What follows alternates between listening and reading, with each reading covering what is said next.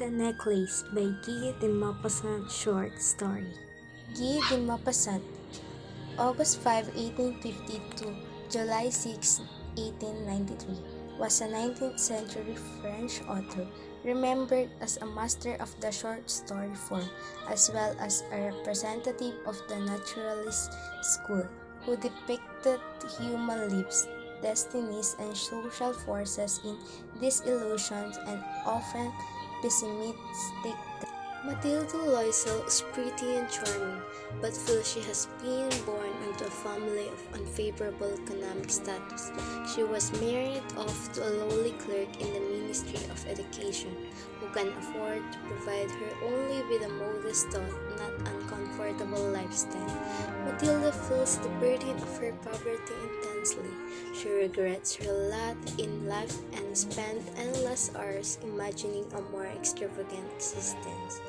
While her husband expresses his pleasure at the small modest supper she has prepared for him, she dreams of an elaborate feast served of fancy china and eaten in the company of wealthy friends. She possesses no fancy jewels or clothing, yet these are the only things she lives for. Without them, she feels she is not desirable. She has one wealthy friend, Madame Forrester, but refuses to visit her because of the heartbreak it brings her. One night, her husband returns home proudly bearing an invitation to a formal party hosted by the Ministry of Education. He hopes that Matilda will be thrilled with the chance to attend an event of this sort, but she is instantly angry and begins to cry. Through her tears, she tells him that she has nothing to wear and he ought to give the invitation to one of his friends whose wife can afford better clothing. Her husband is upset by her reaction and asks how much a suitable dress would cost. She thinks about it carefully and tells him that 400 francs will be enough. Her husband quietly balks at the sum but agrees that she may have the money. As the day of the party approaches, Matilda starts to behave oddly. She confesses that the reason of her behavior is her lack of jewels. Monsieur Loisel suggests that she wear flowers, but she refuses. He implores her to visit Madame Forrester and borrow something from her. Madame Forrester agrees to lend Matilda her jewels, and Matilda selects a diamond necklace. She is overcome with gratitude at Madame Forrester's generosity. At the party, Matilda is the most beautiful woman in attendance, and everyone notices her.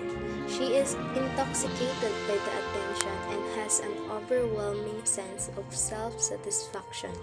At 4 a.m., she finally looks for Monsieur Loisel, who has been dozing for hours in a deserted room. He cloaks her bare shoulders in a wrap and cautions her to wait inside, away from the cold night air, while he fetches a cap. But she is ashamed at the shabbiness of her wrap and follows Monsieur Loisel outside. They walk for a while before hailing a cab. When they finally return home, Matilda is saddened that the night has ended. As she removes her wrap, she discovers that her necklace is no longer around her neck. In a panic, Monsieur Loisel goes outside and retraces their steps. Terrified, she sits and waits for him. He returns home much later in an even greater panic.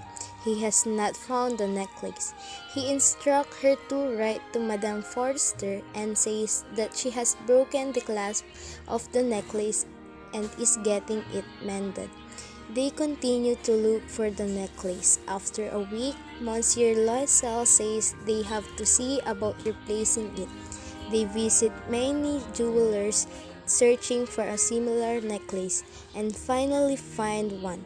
It costs 40,000 francs, although the jeweler says he will give it to them for 36,000. The Loisels spend a week scraping up money from all kinds of sources, mortgaging the rest of their existence. After 3 days, Monsieur Loisel purchases the necklace. When Matilda returns the necklace and its case to Madame Forrester, Madame Forrester is annoyed at how long it has taken to get it back, but does not open the case to inspect it. Matilda is relieved. The Loisels began to live a life of crippling poverty. They dismiss their servant and move into an even smaller apartment. Monsieur Loisel works 3 jobs, and Matilda spends all her time doing the heavy housework. This misery lasts 10 years, but at the end, they have repaired their financial debts. Matilda's extraordinary beauty is now gone. She looks just like the other women of poor households. They are both tired and irrevocably damaged from these years of hardship. One Sunday, while she is out for a walk, Matilda spots Madame Forrester feeling emotional. She approaches her and offers greetings. Madame Forrester does not recognize her, and when Matilda identifies herself, Madame Forrester cannot help but exclaim that she looks different. Matilda says that change was on her account and explains to her the long saga of losing the necklace, replacing it, and working for 10 years to repay the debts.